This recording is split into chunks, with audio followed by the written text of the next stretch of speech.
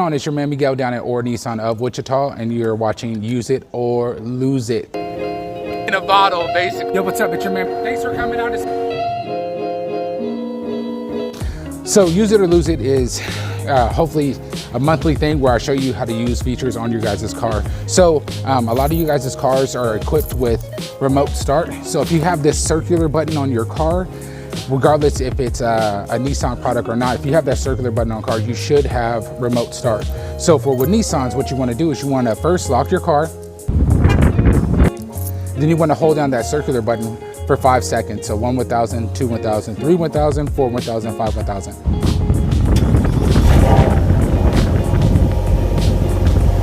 Now that should kick onto your remote start. You would have to be within range of that. I think it's 75 yards for the remote start to activate.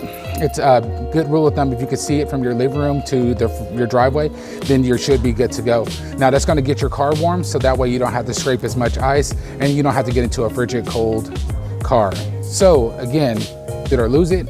We'll see you guys again. If you guys have any other questions or would like to see any kind of how-tos, feel free to give me a call, 316-295-6100, or make a comment down below and I'll get you guys taken care of. If you guys need anything, like I said, let me know. We'll talk to you later. Peace.